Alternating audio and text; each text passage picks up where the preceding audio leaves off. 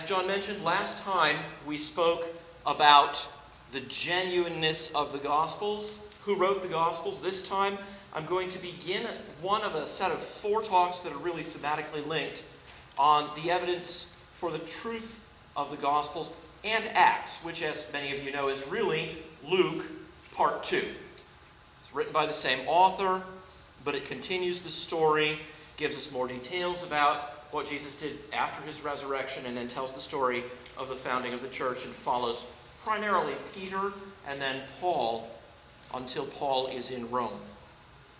So I'm going to add the Acts onto the title. I didn't mention that last time, but I hope nobody is worried about that.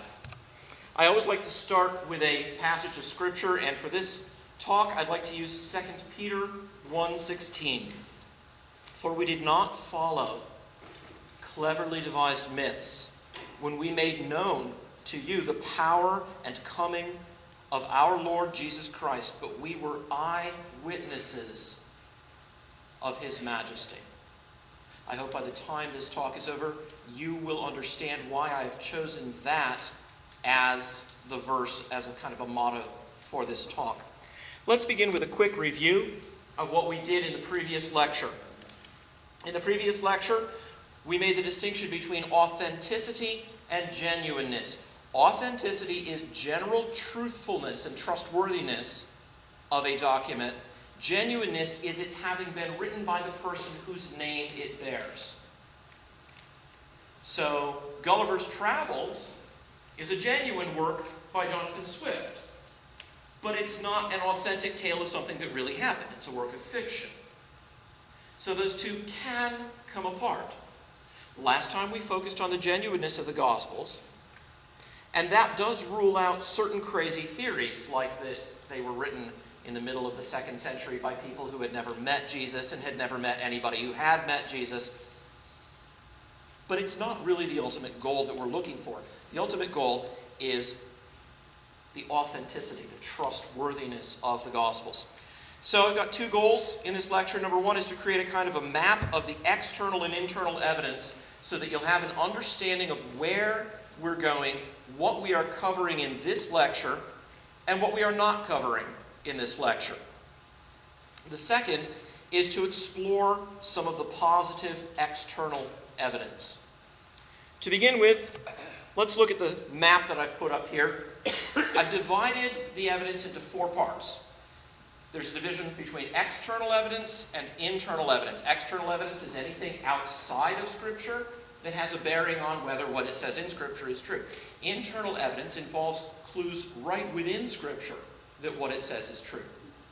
Then I've cut across that distinction, making the distinction between positive evidence and objections. So, for example, the positive evidence that we'll be looking at tonight might involve looking at non-Christian sources or at incidental confirmations in the Scripture themselves that show that the authors know what they're talking about. Objections might involve things like alleged historical errors in Scripture or alleged contradictions between 2 of the Gospels. So what we're looking at today is going to be just that first quadrant of the evidence, the non-Christian sources and the incidental confirmations, which together comprise the external positive evidence. Before I launch into the substance of the talk, I need to make a confession to you. There is too much, even in just this one portion, for us to go into tonight. And to underscore this, let me say that at the end, I'm going to put up a slide that has a link to a website where you can download further works on this. One of the works to which I'll be pointing you is on just the subject we're talking about tonight. It's called Credibility of the Gospel History. It's 17 volumes long. So you realize that what I'm doing tonight is only a few of the snowflakes on the top of the tip of the iceberg of evidence that we've got. It's interesting. I hope that you come away enriched and with new tools to use in talking with people about Scripture, but it is by no means the whole of the external evidence. Not even close. There are two types of external evidence. When we go to test the Gospels and Acts and to say, can we trust them historically, we can do two things. We can look in non-Christian sources for confirmation of major events, like the crucifixion. Or we can look in the Gospels and Acts themselves for incidental allusions that reveal the author's knowledge of the setting and their truthfulness in recounting matters of detail. So we can go both directions there. We can look at major non-Christian sources, or we can look at the New Testament looking for things that are not usually the things we preach about, not usually the things that we discuss, because they're of more interest to a Roman historian than they are to your average church service. So let's contrast the relative merits of these. The first kind of evidence, looking in Josephus or in Tacitus, when it's available, it's easy to recognize, hey, everybody knows that's Jesus. That's the story of Jesus' crucifixion. And it's pretty dramatic.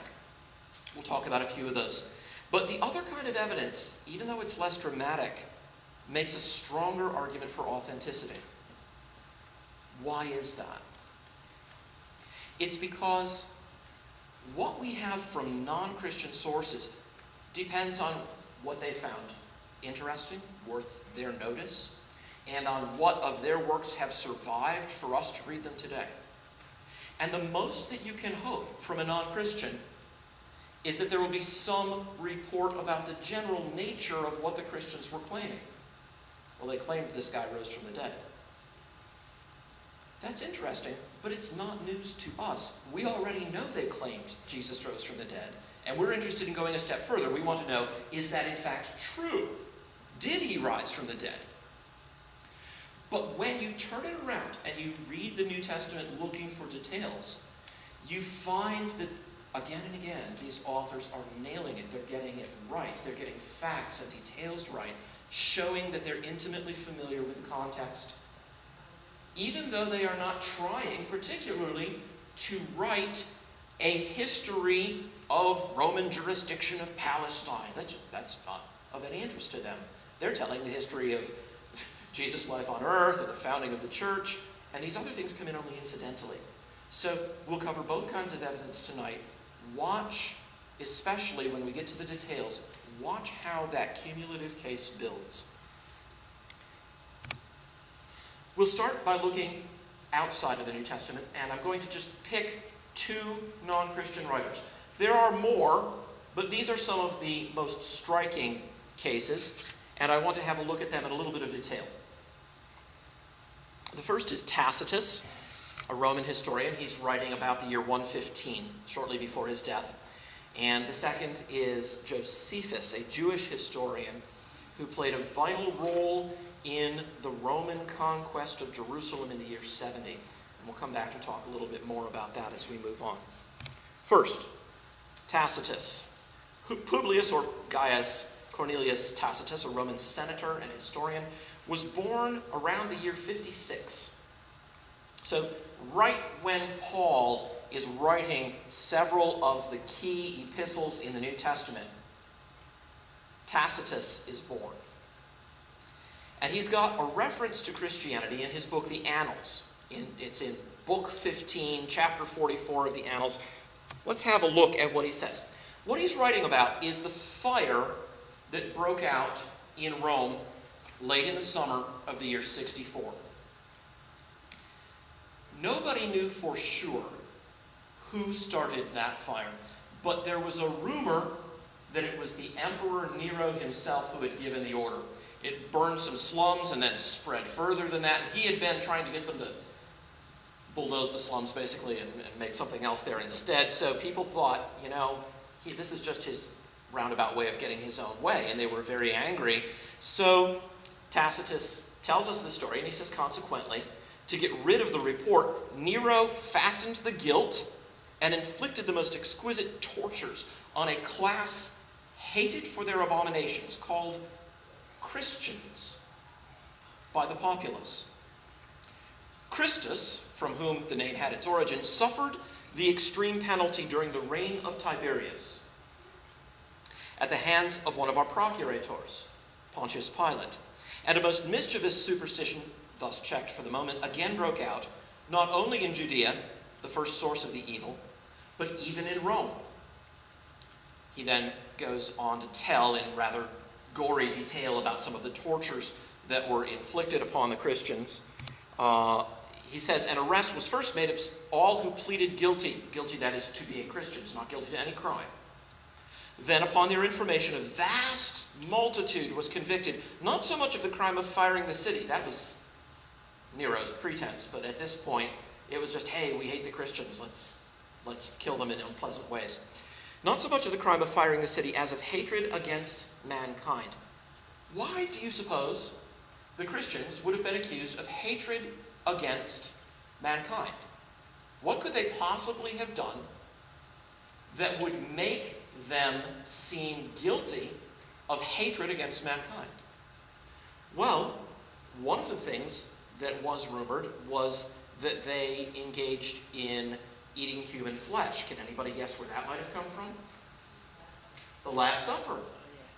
Right? Every week the Christians would meet together on the first day of the week, the day called Sunday, and they would share this Last Supper that initiated this meal. They would share this meal with one another, at which they would remember that Jesus had said that we had to eat his flesh and drink his blood. Well, it didn't take a whole lot of distortion for that to be turned into a very ugly and nasty rumor about the Christians. And that rumor served as one of the pretexts for the hatred of the Christians.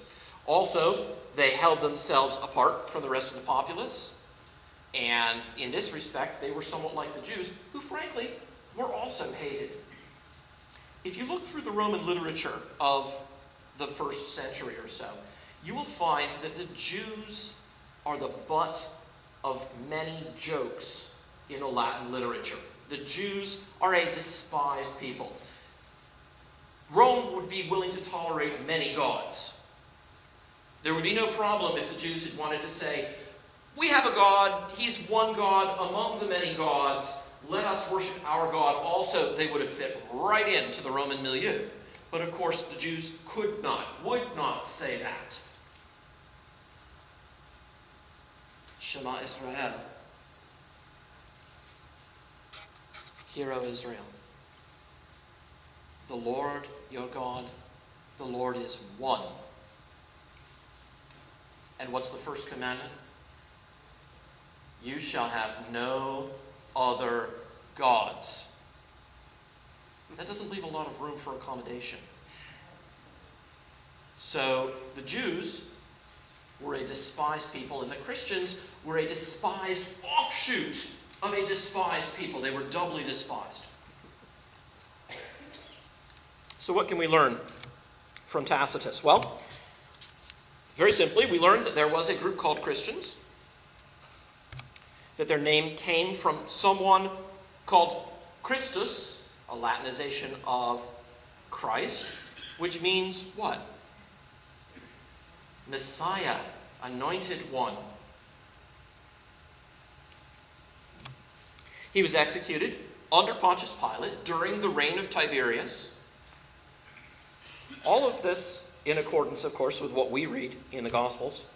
The Romans considered the Christians superstitious. Now, it would be one thing to consider them to be gross for engaging in something that the Romans, at least by rumor, thought to be cannibalism. But superstitious is something else. There, I think, we see a hint of the nature, the central nature of the teaching of the Christians, which is that a man who had been crucified had come back to life. Tacitus does not state this outright. It would certainly account, however, for his using the term superstitious. The Christians were much hated and were alleged to perform abominations. Their movement originated in Judea, but spread to Rome. And by the year 64, there was a vast multitude of them in Rome. All of these facts we can derive from what Tacitus says. He's obviously a hostile witness. He doesn't like Christianity. He considers it to be an execrable superstition, as he puts it. But these facts he bears witness to. Remember, when was Tacitus born? 56. When was the fire of Rome? 64.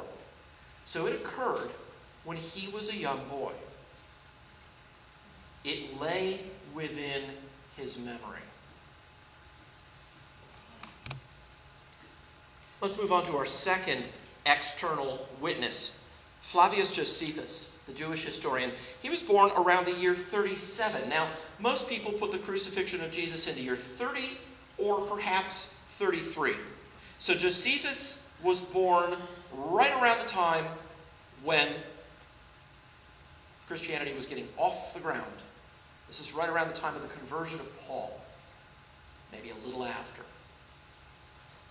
In his Antiquities, which is a work written towards the end of the first century, probably in the 90s, Josephus refers to numerous people who are named in the New Testament. In fact, he gives us the best non-Christian commentary on the New Testament that you could possibly ask for. There are just many, many details in Josephus that you will find shed light on the New Testament. He talks about Jesus, he talks about John the Baptist, he even talks about James, Jesus' brother. Let's look just at the two passages on Jesus and on John the Baptist. On Jesus, Josephus has a passage which is known as the Testimonium Flavianum. Since he was Flavius Josephus, this is the testimony of Flavius.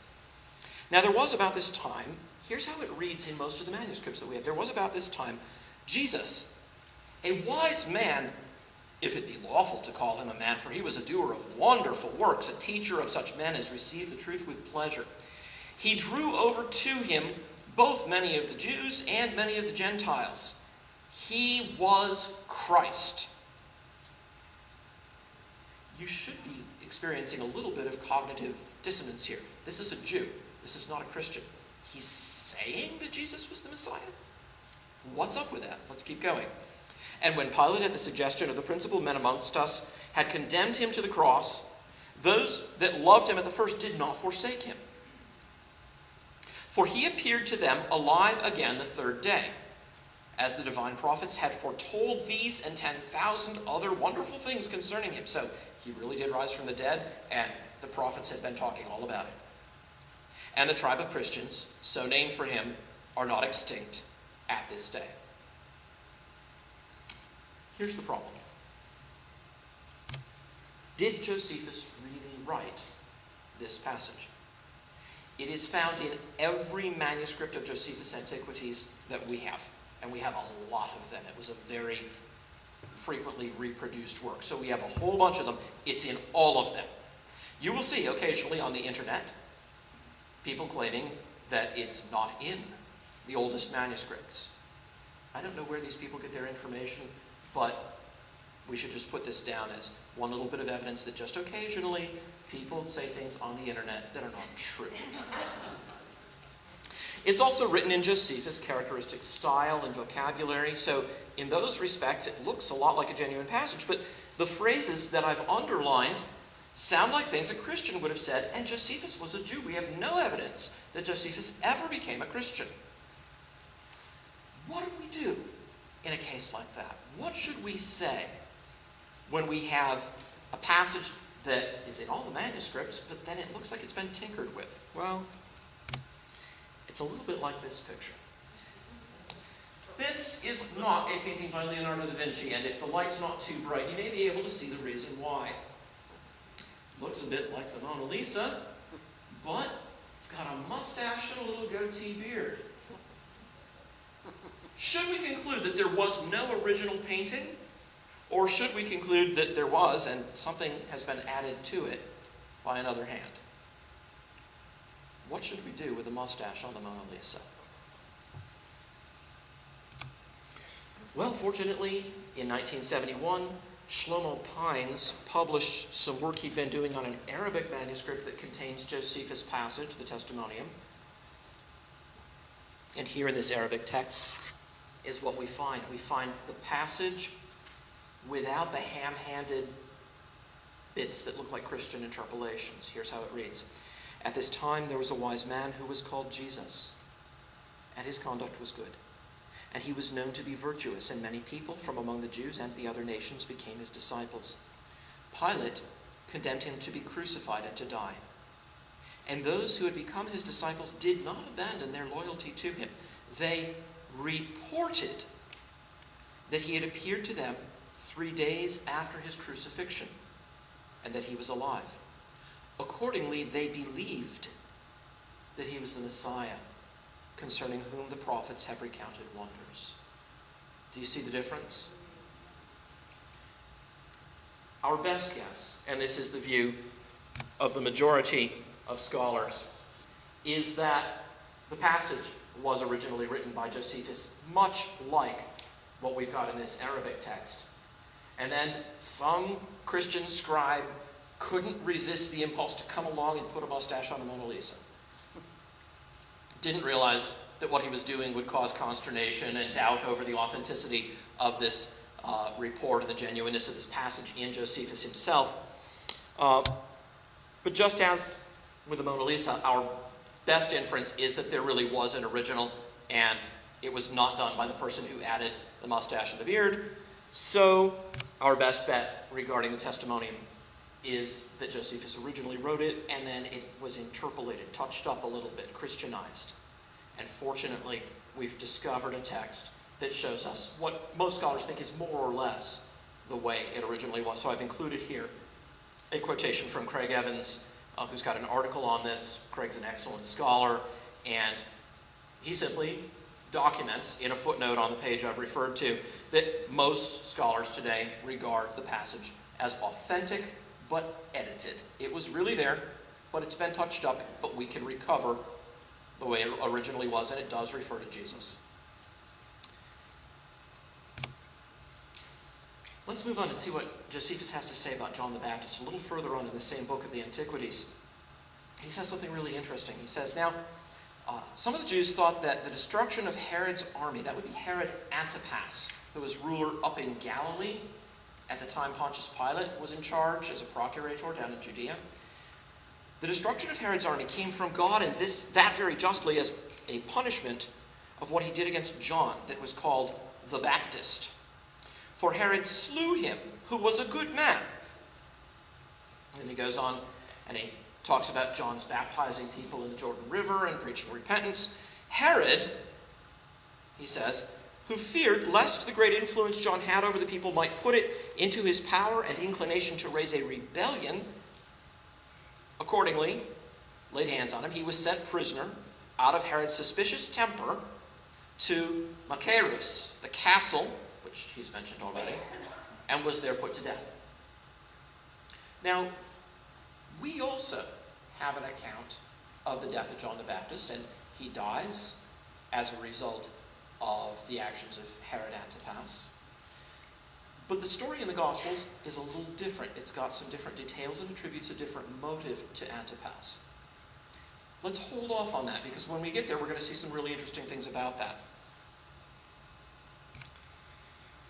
I want to shift gears, and I'll come back to this passage of Josephus after I've done this, but I want to shift from reading outside sources and looking at the New Testament events to reading the New Testament and looking at events that we know from outside the New Testament. Non-Christian sources, as I said before, can confirm only the broad outlines of the gospel story. It's unreasonable to expect a non-Christian to say, yes, Jesus rose from the dead, but of course I don't believe that he's from God. They had at least as much sense as Nicodemus has in John 3. Do you remember what Nicodemus says to Jesus before the beautiful passage with John 3:16? Rabbi, we know that you are a teacher come from God, because no man can do the works that you do unless God is with him. If they had accepted the miracles, almost inevitably, they would have become Christians. They didn't, and so they weren't.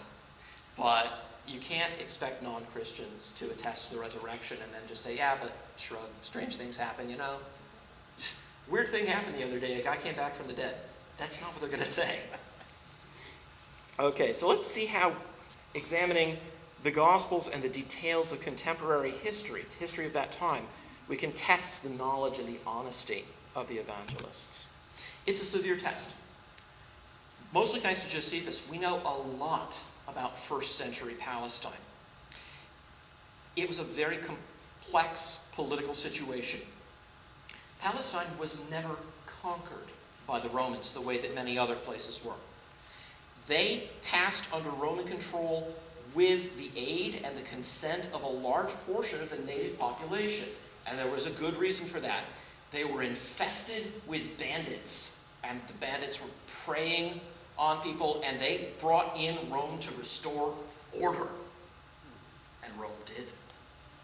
Of course, you don't invite someone to come in like that and then dismiss him when the job is done. Rome came, and Rome stayed. But because it had been a peaceful transfer under Roman power, the Romans allowed the various regions, Judea, Galilee, Trachonitis, they allowed these various regions to a certain extent a measure of autonomy, rather like the autonomy that we find in the 19th century in some of the British possessions in India. They're under British control, but they can do a certain amount of stuff in accordance with local customs and native rulers and things like that. But ultimately, they're answerable to the British Empire. So similarly here, that means that we find a curious complexity that we find almost nowhere else. There's a double system of taxation. How would you like that? There's a double administration of justice. You remember the trials, plural, of Jesus? There's not just one.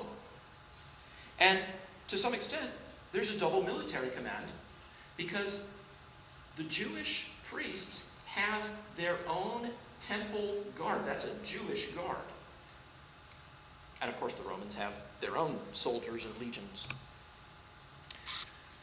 If you look at about the 50-year span of time from the birth of Jesus sometime around 6 BC to the year 44, you'll discover that Palestine goes through remarkable changes. First, it's a single united kingdom under a native ruler, Herod the Great. He dies, and it becomes a set of principalities under native ethnarchs and tetrarchs. His sons rule various bits and pieces of it. Antipas gets Galilee. Archelaus gets Judea. Then, Archelaus desperately maladministers Judea and is kicked out.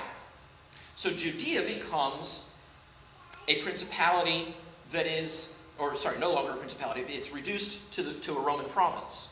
And that's where we have a succession of procurators culminating for us in Pontius Pilate, appointed to control the area and clean up the mess Archelaus had left and do a better job than he did. However, other areas are still allowed to remain under the native princes. So Herod Antipas is still ruling in Galilee, even though his brother's been deposed down in Judea. Then, under Herod Agrippa I, the whole thing is reunited again under one native ruler. And finally comes the Jewish war, and Rome says, that's it, we've had enough of the Jews. And the entire country is reduced under Rome, and it's wholly governed by procurators, and they are answerable to the president of Syria, who's the most significant Roman official in the area. So the whole thing just gets messed up in various ways. And even after the death of Herod Agrippa, there's a little interim period where his son has some scope, but not Judea. So Herod Agrippa II shows up in the book of Acts. We see him as a character on the stage there. It's a very complicated intertwining of different kinds of aspects. And it's so complicated that it has befuddled even some normally very good Roman historians. Put your hand on your heart. If I move past that slide, you don't want to have a quiz on what I just said, do you? No. It's a mess. It's really complicated. Now here's the funny thing. The writers of the Gospels and Acts move through this minefield historically, where it's very easy to say something that shows that you don't know what you're talking about. and they move through it sure-footedly. They get one detail after another right. This is hard. We have examples of works that are forgeries, that are simply made up. One example would be Philostratus' Life of Apollonius of Tyana. Philostratus, writing in the 200s, tries to make up a story about a sage from the 1st century who does remarkable things. So remarkable, they sound a lot like Jesus. There are supernatural events at his birth. He is said to be the son of a deity. He works wonders. He heals people. He raises a maid to life. He is seen alive after his death. There are even echoes of the book of Acts. He's in prison with fetters on him and he shakes them off. Remind you of anything out of Acts 12? So it's pretty clearly intended to give the pagans a story that goes one better than the Gospels. The Christians have their miracle worker. Well, how about Apollonius? He was a pretty cool miracle worker as well. And the funny thing is, Philostratus, writing at the beginning of the 3rd century, the early 200s, tries very hard to set Apollonius into the setting of the time. And he fails miserably. He has him visiting Babylon and talking with kings there. Babylon had been a pretty much abandoned ruin for more than 6 centuries at that time and was only being rebuilt within Philostratus' own lifetime. Enormous blunders. And there are blunder after blunder. There are blunders about the tides. He goes to the Indies by way of crossing the Caucasus. It's just a complete train wreck as far as demonstrating an actual knowledge of the geography of the area and the political realities of the area. So here, looking for the New Testament authors, seeing whether they can get it right, we're setting a pretty severe test. We're going to check out the following points of contact. We're going to go back to that Josephus passage about John the Baptist and see how they do with that and where they differ from Josephus, if we can give an account for that. We're going to look at their accounts of kings and governors and all the changes and chances of governance throughout that region. We're going to look at a story about Archelaus from Matthew 2. We're going to look at some coins, the denarius and the stater, particularly, which get mentioned in the New Testament. How's that? I mean, if I ask you to write a story about 19th century France, do you think you're going to be able to figure out appropriate things for the coins that they used? No Google. You can't look it up. Okay. We'll look a bit at the accuracy of Acts. And finally, I'm going to look at one passage. This is really a sort of a sneak preview of a lecture that's coming up. I'm going to look at a passage where scholars have said Mark got it wrong. And we're going to look very carefully at that and see what's going on with that. So let's go back to that passage where Josephus talks about the death of John the Baptist. You'll remember he said that Herod was concerned, Herod Antipas was concerned, lest the people follow John in a rebellion. John was very popular, and it would have been a very dangerous thing if that many people had decided to engage in an uprising. Well, in Matthew 14 and in Mark 6, we've got the same story, except according to the Gospels, the reason is not suspicion or fear. It's John's disapproval of Herod's marriage to his brother's wife. Because John is saying it's not lawful for you to be married to your brother's wife. Now here we have an interesting question. 2 historical sources, the Gospels and Josephus, disagree. They agree on the facts. Herod Antipas took John and had him killed. But they disagree about his motives. And so a very reasonable question arises. How should the authors of the Gospels, who are Christians, whatever else they are, how should they know what Herod Antipas' motives were? It's a reasonable question, and as it turns out, we have an answer. And it's a beautiful little detail. It's one of those half verses of Scripture that we fly right over top of because it does not seem to have any edifying content. It's not telling us how to be more godly. It's not enjoining us to repent of our sins. It's not giving one of those beautiful discourses of Jesus. It's just a list of people's names. And in the middle of the list of people's names, Luke is talking about people who were with Jesus and ministered to Jesus. And he starts listing women who ministered to Jesus and his disciples. And in the course of it, he says, and Joanna, the wife of Chuza, Herod's household manager. Oh, mystery solved. The Christians knew what Herod's motives were because they had family in the higher ranks of Herod's employment. So it's not a mystery now where they got their material. Even if we hadn't had that verse, we might have guessed it, supposed it, but somebody might reasonably have said in response, well, you're just guessing. And we'd have to say, yeah, we are. But that little detail in passing, and nobody can reasonably claim that Luke inserts that little bit just to cover the Christians' knowledge of what was going on with the death of John the Baptist. It's in a totally different context. But that little tidbit gives us the clue that we need to see how the connection is made.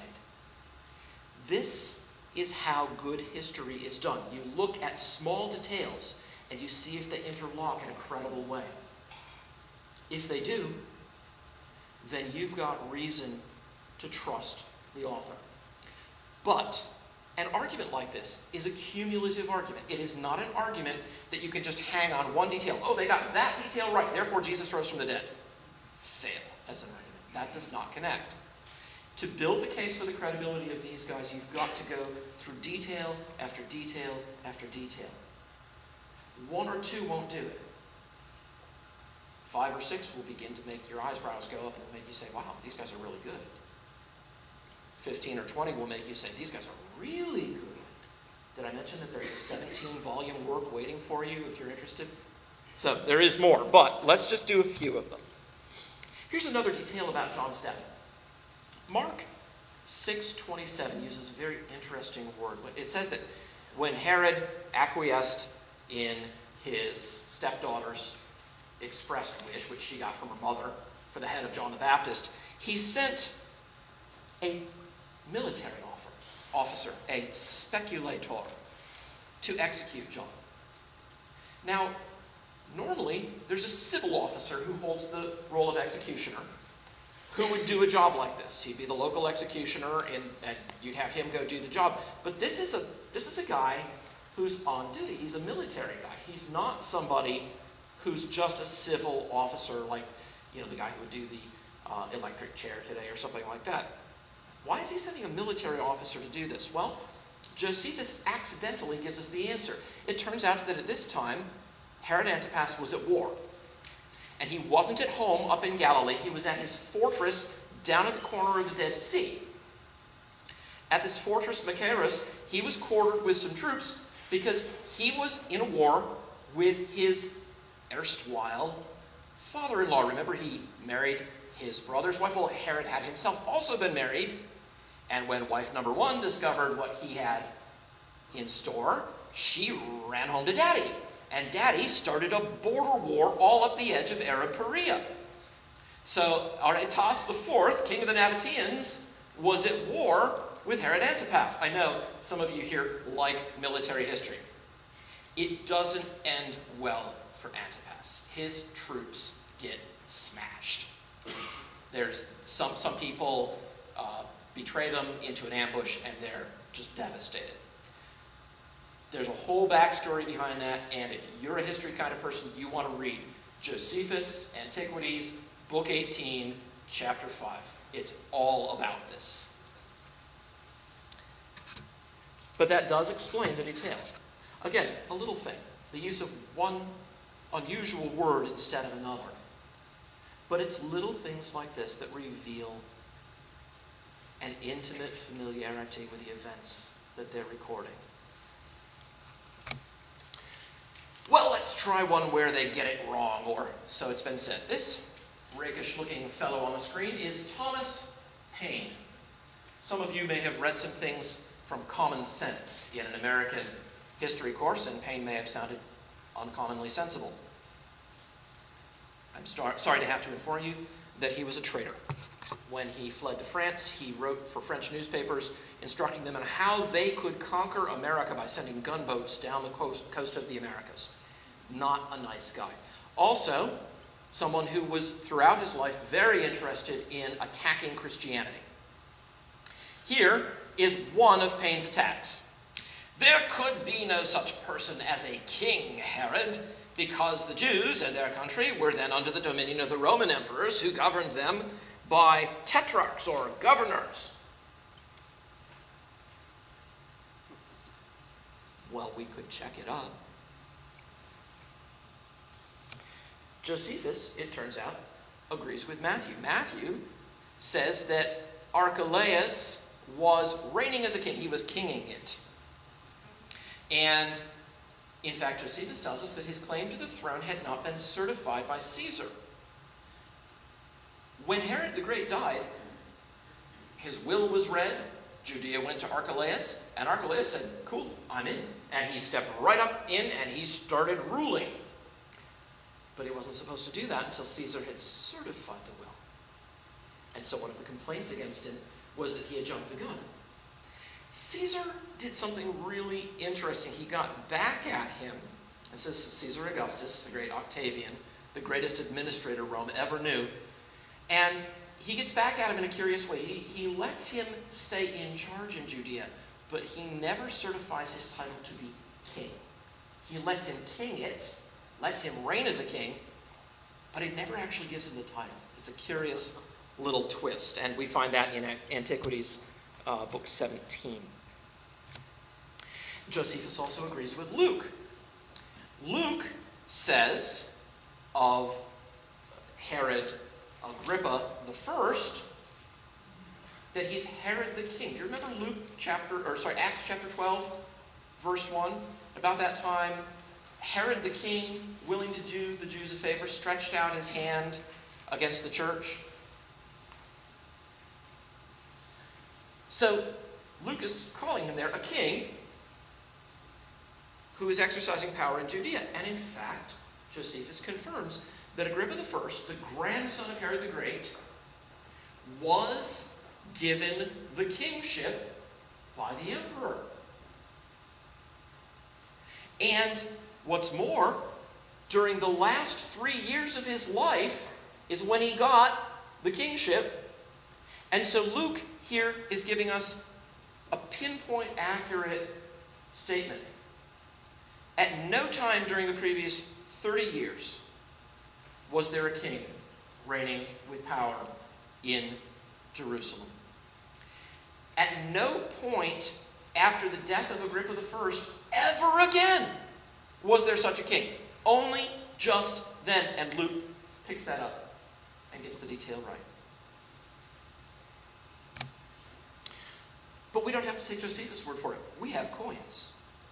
This coin says Herodou Basileos, King Herod. And it dates from Herod the Great's reign. So there's the king in Matthew. Oh, but I thought it was subject to the Romans. It was, but they allowed there to be kings at some times. How about Herod Agrippa? Well, here are some Prutot from the reign of Herod Agrippa I. And each of these coins has the inscription, Agrippa Basileos. Again, this time, Agrippa the king. Check that out with Acts 12:1. So we're not even dependent on written sources. We've got hard evidence, the evidence of these coins, for the accuracy of the Gospels and Acts. Let's go back to that guy Archelaus, Herod the Great's oldest son. There's a curious reference to him. The only reference in all of the New Testament is in Matthew chapter 2, verse 22. Herod the Great seeks to kill Jesus. And Joseph and Mary and the young Jesus flee southward and westward into Egypt. And after they're there for some time, they are told the one who sought the child's life is dead. And so they head back up into Palestine. But now pick this up in Matthew 2 at verse 22. But when he heard, that is Joseph heard, that Archelaus was reigning over Judea in place of his father Herod, he was afraid to go there, and being warned in a dream, he withdrew to the district of Galilee. That is to say, he went up further north before cutting over, up into the jurisdiction of Herod Antipas, the younger brother. Now, it was very common for a ruler to make out his will in such a fashion that his oldest son received a substantial portion of his kingdom. And Judea was unquestionably the heart of the kingdom. So it stood to reason that Archelaus would inherit that. And Joseph has already heard that Herod the Great is dead. So shouldn't he be expecting that Archelaus will be ruling in his father's place? That would seem like a reasonable inference. You would almost not be able to miss that. All right, his oldest son is probably going to take over. So why does the news that that's happened, which should come almost as no news at all, really bother Joseph? What's the big deal with that? Well, fortunately, we have Josephus, and so we can answer that. Turns out that when Herod died, he had just done something very unpopular. He had had some Jews executed for knocking down some shields, some Roman shields with Roman eagles on them that had been put up in front of the temple. Do you remember the second commandment? First commandment is, you shall have no other gods before me. Second commandment is, come on, Sunday school students, this is your chance to shine. No graven images. Right. Well, the Jews felt that for the Romans to put these images of the eagles on the wall in front of the temple was to disrespect the Jewish commandments. And so they sent a couple of young men up to take them down. And Herod was furious. He found out who was responsible for it. He had the people executed. And then he died around March of 4 BC. And just within less than a month, Passover came up. Passover is a feast where Jews from all over the Roman Empire converged on Jerusalem because they had to come there to sacrifice in the temple. Josephus says millions of Jews came. Let's suppose that he's exaggerating a little and it was only 1 million or 800,000. That's still a lot of people there. And sentiment was running very high about the execution of these people. People were very angry. They felt that that had been a completely unjustified execution. And some of the Jews got into an argument about it with some Roman soldiers. This did not end the way these things normally end, which would be the soldiers wiping out the Jews. Instead, there were a lot more Jews than soldiers, and they picked up stones and they stoned the soldiers and they killed some of them. Well, here's Archelaus. He's been on the throne for less than a month. There's an enormous influx of Jews to Jerusalem, and he's sitting on a powder keg. This thing could go off at any moment. And so he panics. He sent a troop of armed horsemen to surround the temple. He told them, don't let anybody outside come in. Don't let anybody inside get out. Then he sent foot soldiers into the temple, and he slaughtered 3,000 Jews in the temple. Passover was canceled. He told the Jews, go home.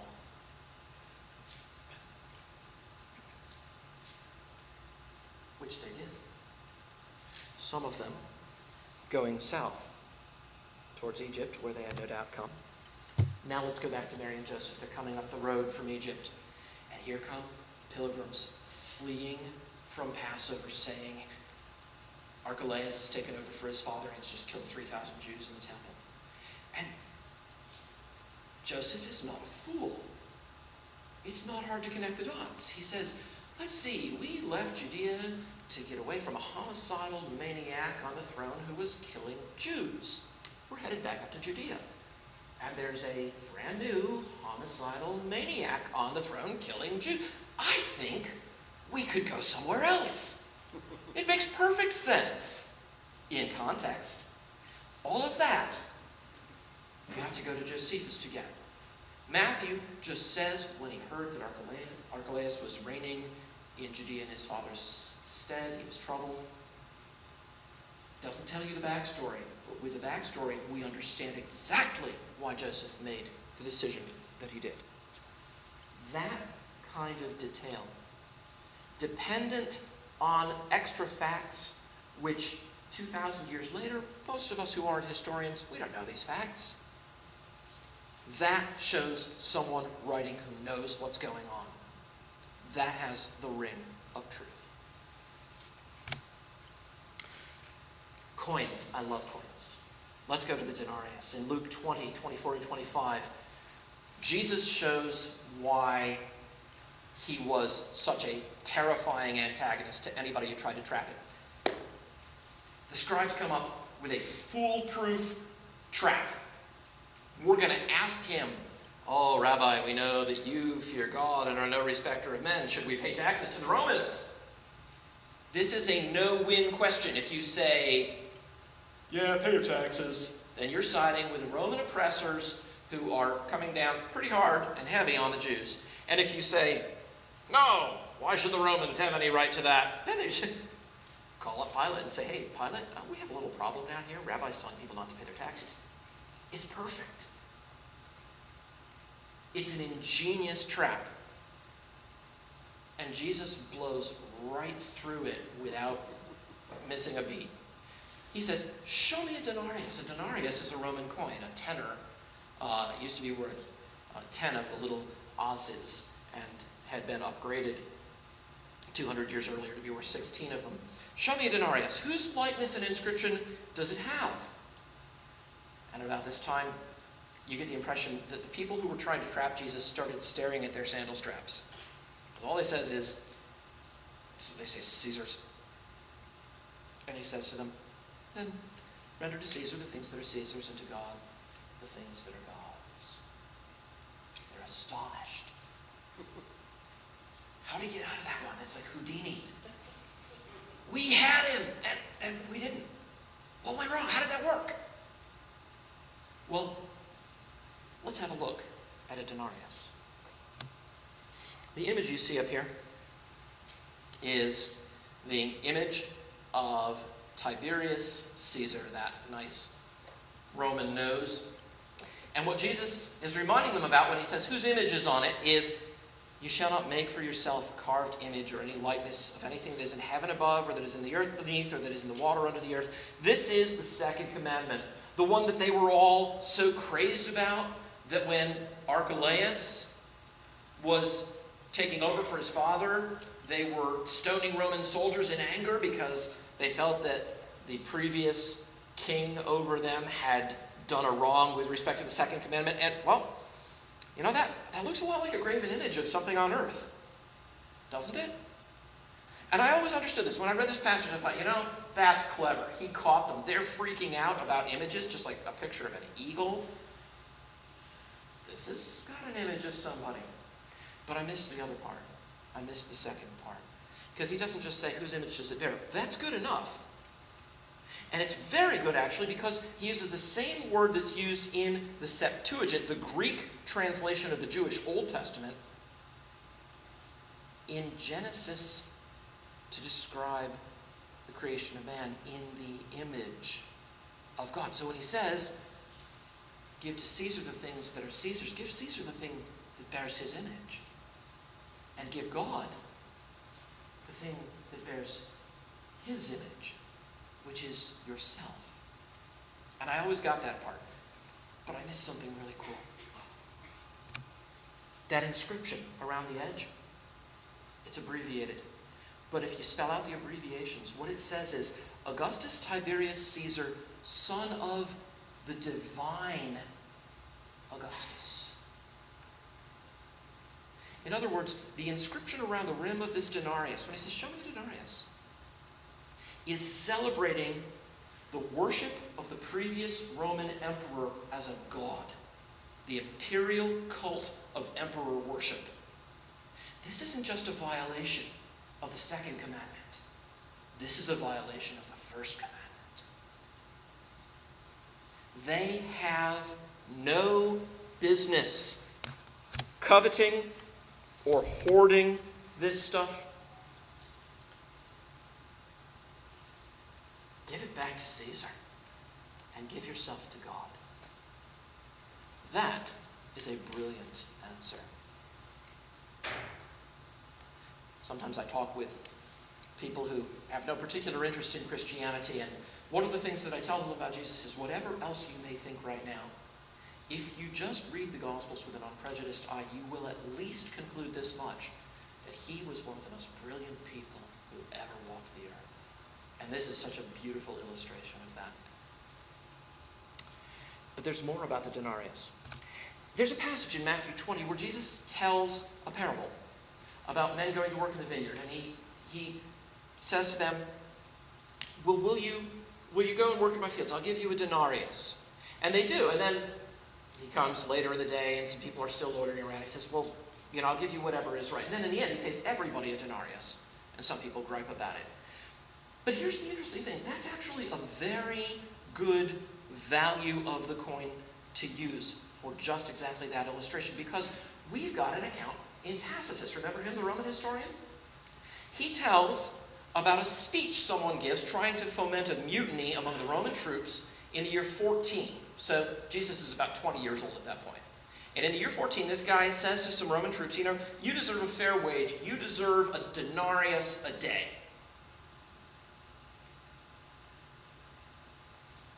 Same point. It's a small thing. Again, this kind of evidence is an accumulation of small things. But Matthew recounts the parable with Jesus using a wholly appropriate amount of money for the illustration. If I had to do that with British currency today, I'd have to stop. Oh, golly, pounds, shillings, pence. What's the exchange rate? It would be hard. But somebody who was living right there at the time, he would know full well what a reasonable day's wage was.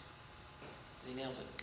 By the way, the Roman soldiers at that time were getting about 10/16 of a denarius per day. So this would have been a 60% pay increase they were being told to look for. Oh, let's talk about the temple tax and the didrachma. In Matthew 17, some Jews who are collecting a tax to fund the temple come to Peter and they say, does Jesus, your master, does he pay the 2 drachma temple tax? And Peter says, sure. And then he goes to Jesus and Jesus looks at him and he says, so Peter, when the ruler goes to collect taxes, do his own children have to pay the taxes? Oh, no, they're exempt. And then Jesus lets him off the hook. He says, it's all right. Go catch a fish, and you'll find a coin in its mouth. The coin is a stater. The stater has the value of 4 drachma. The temple tax is 2 drachma. So what Peter's finding in the mouth of the fish is just enough to pay the temple tax for Jesus and for himself. Again, just a detail. One detail after another detail after another detail after another. At a certain point, it becomes unreasonable to say of this kind of evidence that it's just chance. Oh, they lucked out. Wow, isn't that lucky that they picked just the right thing? At a certain point, you just have to say, okay, these guys knew what they were talking about. They lived at the time. They were intimately familiar with it. These are not people 2 generations later. Why aren't they people 2 generations later? When is all this taking place? Around the year 30. Why can't they be people from the year 90 writing about this? Because in between 30 and 90 comes the year 70. And in the year 70, Jerusalem was completely destroyed by Titus as a result of a revolt of the Jews against Rome. It was wiped out. They left one part of the western wall standing with the towers embedded in it, just as a reminder and as a little bit of a shelter for a garrison that stayed on there after the destruction. And as for the rest of it, they destroyed it so completely that Josephus reports, if you've been wandering around those other parts, you'd never have guessed that it had ever been inhabited.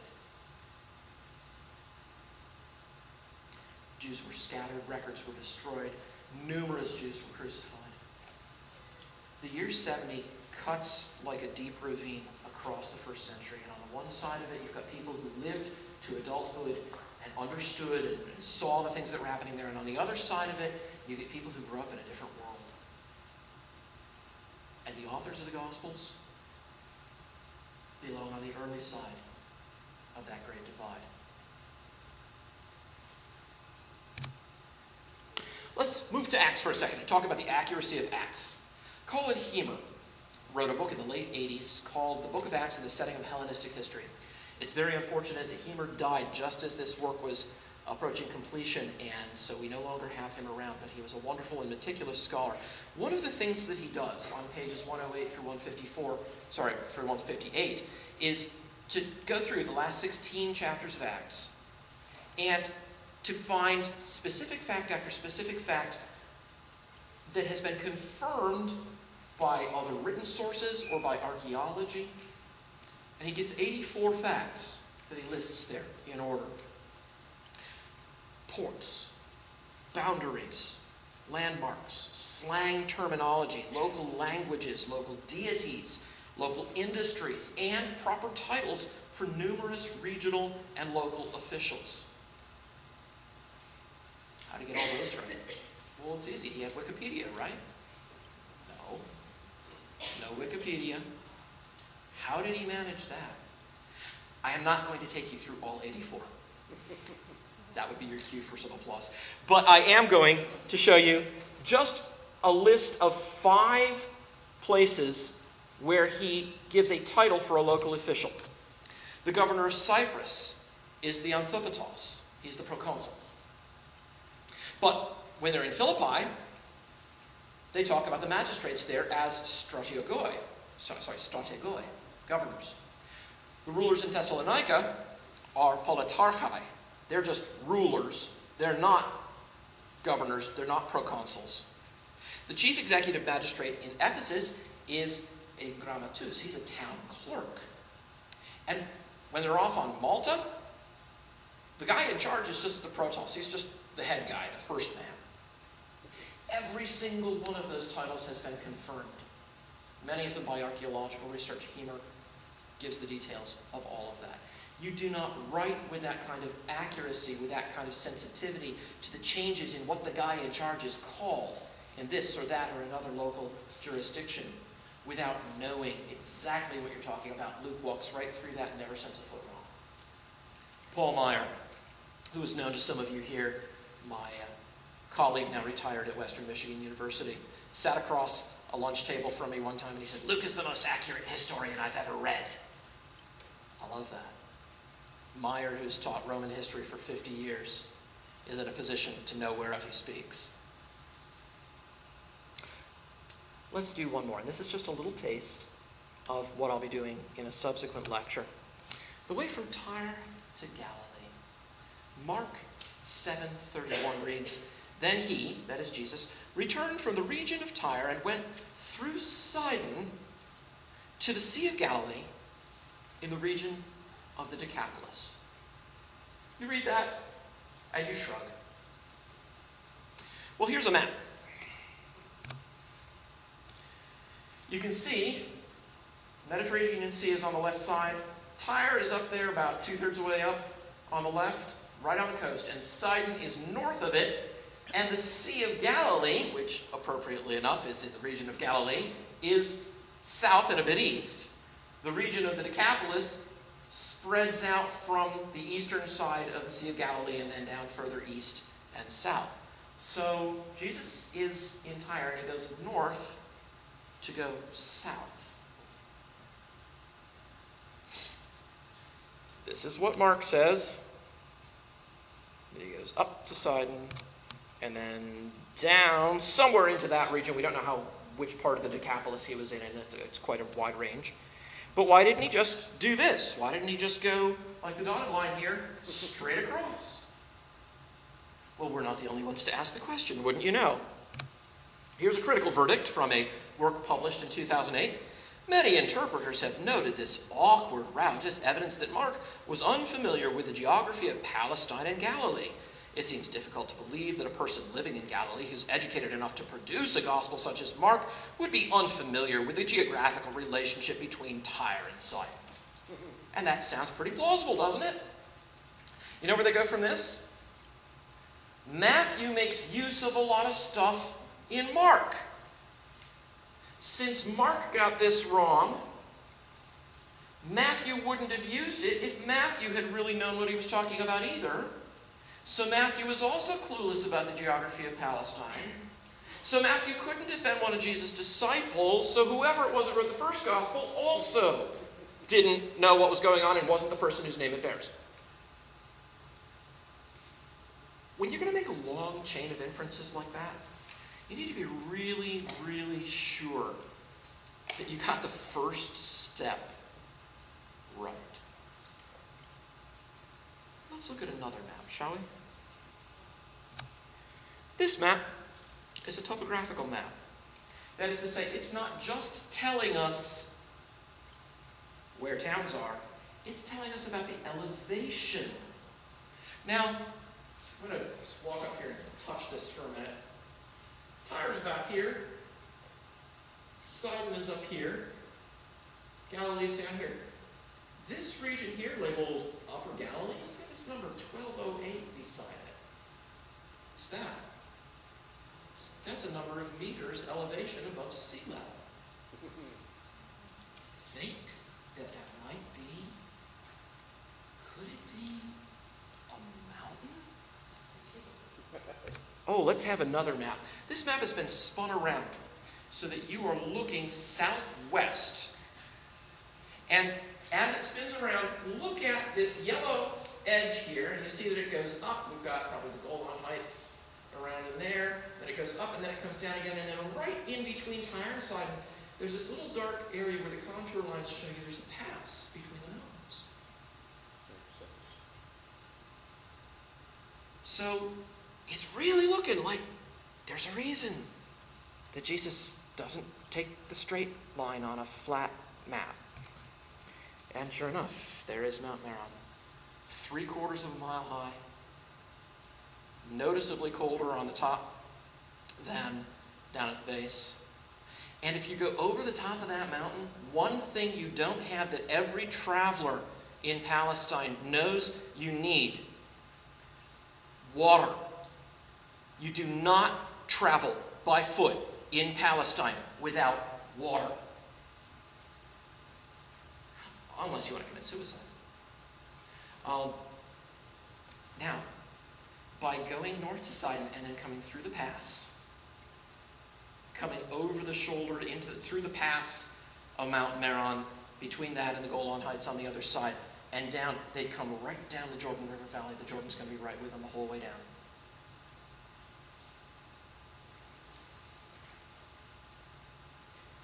It bothers me when people sitting at their writing tables, looking at little flat maps, decide that they know more about Palestine than people who lived there in the 1st century. Ancient people were not fools. Many times they know more than modern biblical scholars.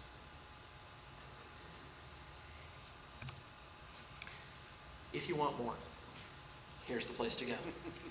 I maintain a webpage called the Library of Historical Apologetics. Historicalapologetics.org is the site, and you can find so much more material of this kind that it will make you dizzy. And I hope that you will. And if you want the short version, see the guy there, William Paley, the first author? He has gone through Lardner's 17 volumes, and he's pulled out just 40 or so bits of information that are sort of the best of the best. And in one chapter, he gives you about 40 of them, and you could get it all in one chapter without having to read 17 volumes, which sounds like a pretty good deal. Thank you for your time. If you've got any questions, I'd be happy to take questions, probe further points. If anybody wants to go there, go ahead. Since we're going to try to post this on YouTube, when you ask a question, if you do, I'll repeat the question, and then I'll try to give it an answer. Travis. Technical questions. Okay, go ahead. Why don't you give them to me one at a time, all right? Archelaus inherits Could he inherit his father's kingdom if Herod the Great was not a king recognized by Rome? It wouldn't have been a kingdom, but as the coins show, and as Josephus records, Herod the Great was recognized as a king by Rome. And in fact, he was on pretty good terms for most of his life with Caesar Augustus. No, Archelaus was never officially recognized, but Herod the Great had been. And so the deal was, Archelaus figured he'd step right into his father's shoes, and then it turned out that he moved a little hastily, and perhaps as a way of getting him back for that, Caesar let him keep the rulership, but he never gave the imperial ratification for the title of king. So he could never claim that openly, which must have galled him a little bit. And my second question was, were there still Jews in Jerusalem until the Emperor Hadrian's reign? So the question is, were there Jews in Jerusalem until the Emperor Hadrian's reign? The answer is, it went back and forth. It got wiped out, and then you've got some Jews who came back and tried to build up there again. And ultimately, of course, you have the Bar Kokhba rebellion in the 130s, which was a complete fiasco. Bar Kokhba, touted by some as the Messiah, led a military rebellion, which is what a lot of them wanted the Messiah to do. No, Messiah's going to shake off the yoke of Rome. And the Romans came in and mercilessly wiped out not only Bar Kokhba and his men, but also towns and cities innumerable in the course of this. They were very ruthless and very thorough. So yes, periodically some Jews would come back and try to sort of set up, but it was never the city as it had been again. And the temple was gone. It was a smashed ruin, and there were a few people who would come back and try to set up among the ruins, but it never came back as a city. Good questions. Right, so the question is, what about critics who say there's a historical core to the Gospels? And maybe that was even written by the guys whose names are on them now. But then legends got festooned around that core in order to enhance the reputation of Jesus. And the answer is, there are a lot of different ways in which I think that view shows itself to be untenable. One of them is that an intimate knowledge of the historical details is seamlessly integrated in the telling of several stories that involve the miraculous. In the case of the story of Archelaus in Matthew 2, that's all embedded in a narrative in which Joseph is receiving instructions in a dream, being warned, and it all starts with the Magi coming and worshiping. So there's all that stuff there. There are stories, miracle accounts after the resurrection. There are stories that obviously presuppose the resurrection, which is this crowning miracle. There are stories about, say, the feeding of the 5,000 that bear marks of authenticity we'll be discussing in 2 weeks. And I'll show you the way those details interlock in a way that really makes it highly unreasonable to think that these things could be added later. If I'm wondering about how to read a passage in Treasure Island and what it means or why he says something, I don't reach over and pick up Moby Dick. That's not going to answer my question about Treasure Island. It's a different work. It's not set in the same universe. There's no sort of reality back of the story to nail it down and make it all make sense.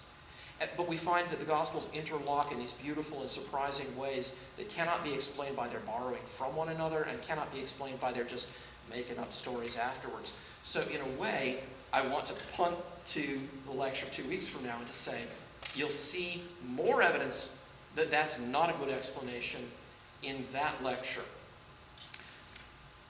But as far as the resurrection itself is concerned, the Gospels are not our earliest account of the resurrection. The earliest account of the resurrection is a creed embedded in Paul's first epistle to the Corinthians. It's 1 Corinthians 15, starting at verse 3.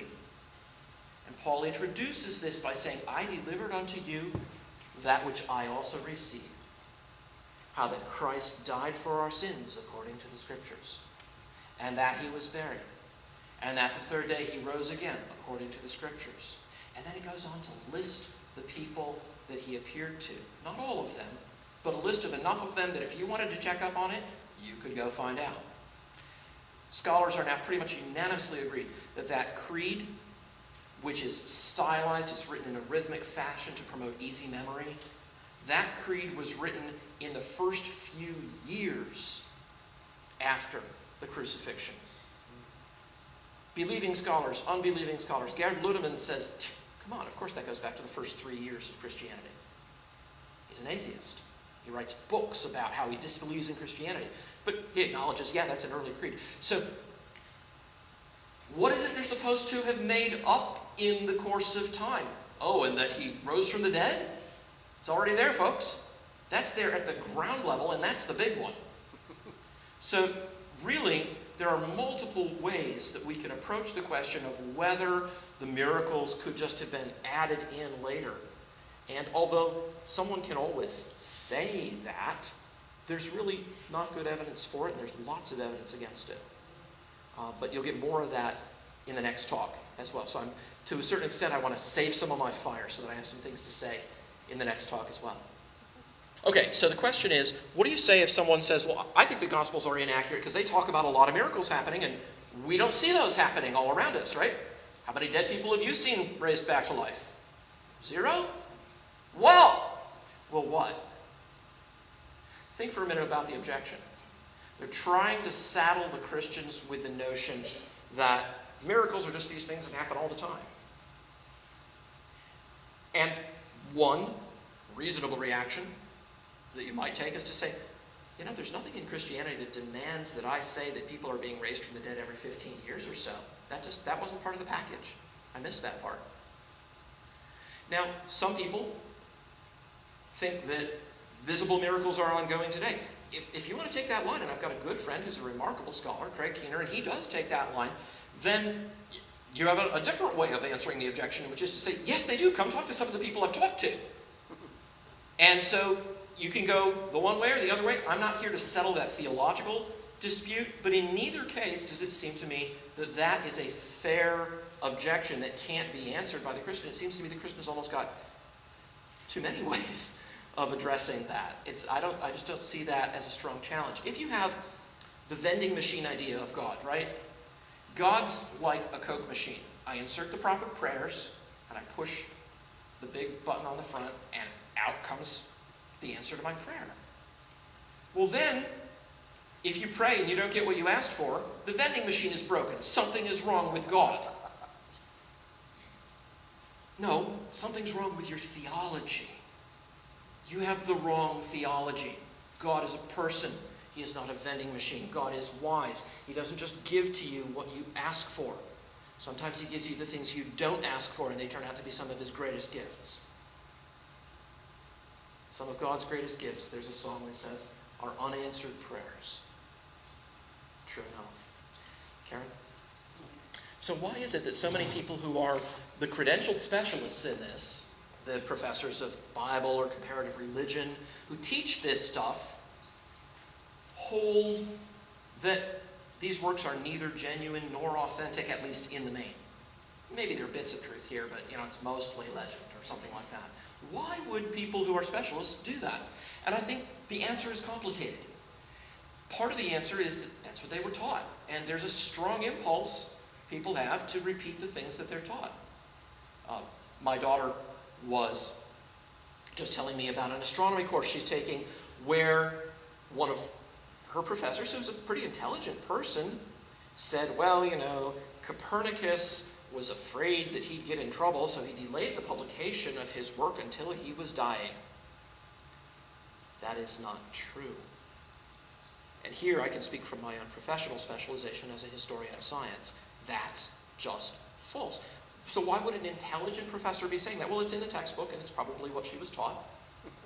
And so she's passing on. So that's one way that it happens. Not necessarily through any ill will, but just because, well, that's what I was told. Isn't it true?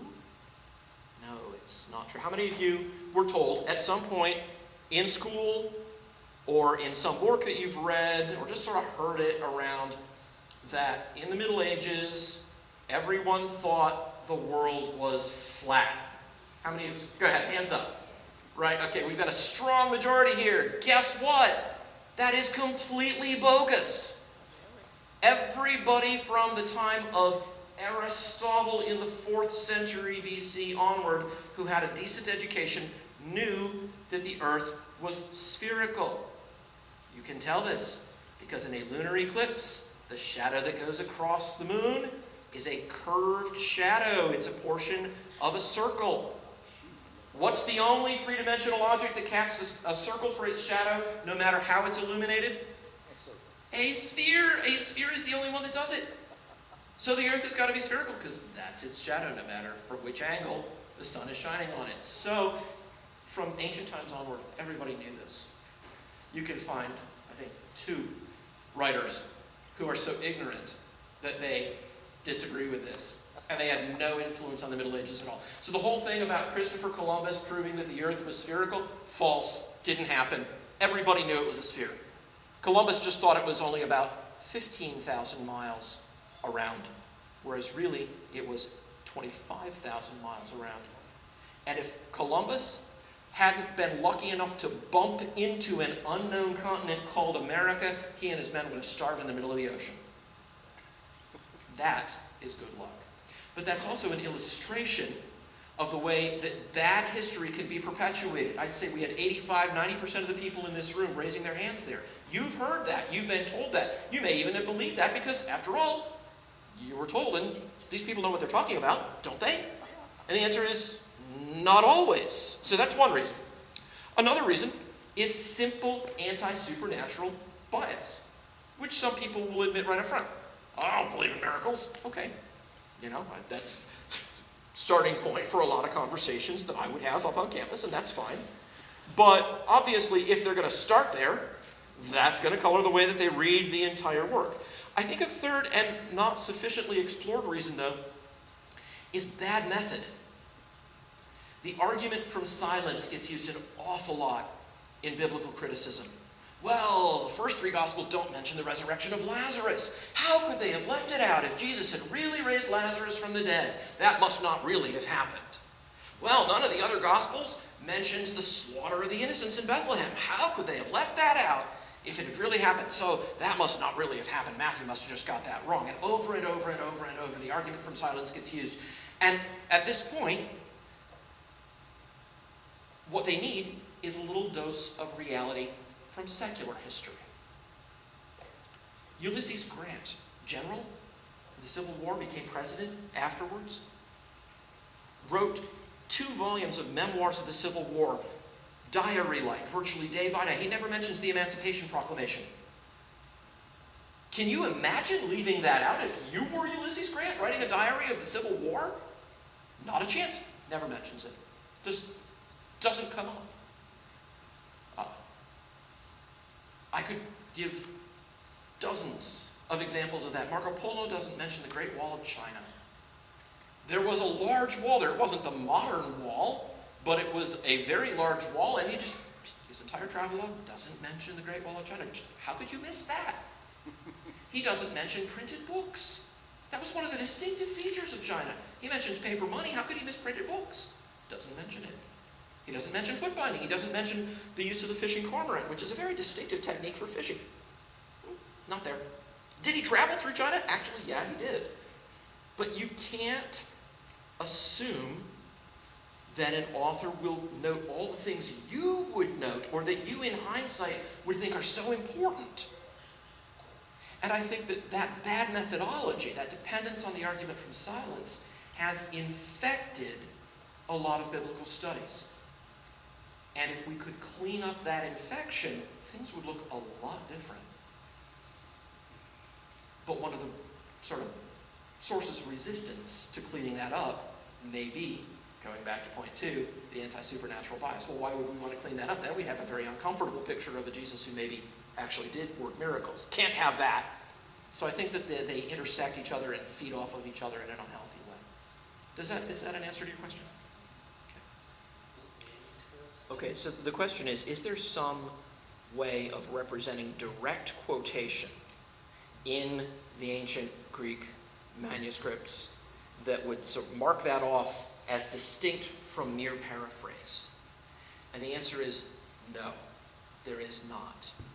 And a lot of times, what we have are representations that are very faithful representations, but a word here or a word there may be a little different. If you try, after I'm done answering this very question, to restate what I said, you might give me an answer, and I might look you right in the eye and say, yes, that's it. That's exactly what I'm saying. And yet you might not have said 5 consecutive words that were identical to the words that I used. But if you get it right, you get the concept right, you get the meaning right, you put it forward in a way that faithfully represents what I've been saying, you are representing my speech accurately according to the norms of bioi of the time, biographies of the time. There are rules about this. You're not allowed just to make up a speech out of whole cloth. That's not going to work. But there may be cases where you know in general what the person said, and you know the setting, and you know the audience, but you don't have a verbatim transcript. In those cases, by the standards of the times, it was fully acceptable for you to use direct sounding thing. Jesus said such and such, and give a reasonably good summary of what he said. Some of the speeches in Acts look like they may have been truncated. There's the one where Paul's in prison and the Jews hire a professional orator to come along and get Paul in trouble. What we have there can't be the whole speech, because we know what those professional orators did.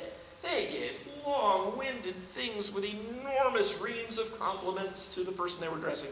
And it sort of cuts to the chase and gets it done in just a few verses. So we have every reason to believe that was not the full transcript of that. And yet, that it gave the nub of it. It gave sort of the summary of the charge. Seems completely reasonable. So that's just the standard of the time. And that's the way that these things are written. There may be people who were writing. John could be an example who had a fantastic auditory memory. My wife is like this. I can be having a conversation with her for an hour and a half, and suddenly she'll say, that's not what you said at the beginning. You said da, da, da, da, da, da, da, and she'll quote my words, and I can't even remember that that's what I said. Some people have that ability. And it is possible that John was one of them, but we can't be sure. And so we should be content to stand squarely on the evidence that we've got, which is more than ample, and not get concerned over tiny differences in, say, the way that each of the evangelists reports what was written above Jesus' cross. Was it Jesus of Nazareth? Was it Jesus of Nazareth, King of the Jews? Was it this is Jesus, the King of the Jews? Every one of those is a reasonable summary of something we have no difficulty figuring out that this was the general purport of the sign. And it probably was written a little bit differently in different languages. But we don't need to make a big deal out of that. That's perfectly reasonable history by those standards. Travis? Right, yeah, you can distinguish direct from indirect discourse. And in fact, in the passage I mentioned from Tacitus in Annals 1, chapter 17, he gives the speech of the guy who's trying to rouse the soldiers to mutiny in an indirect fashion. He told them that this and that and that the other thing and that the other and he's sort of going through it all indirectly, and yet it's just as detailed as if he had put it all in direct discourse. So that's a method that can be used, but you shouldn't say that the line between the indirect and the direct is the line between paraphrase and exact verbatim word-for-word quotation. There might have been somebody whose memory was that good, and we might even have things from that person, but we can't prove it, and so we should just go with what we know about the conventions of the time, and that's going to be ample for the purposes of defending the Gospels. No worries there, no problems. Okay, I think we've got some refreshments right out the door, so thank you all very much.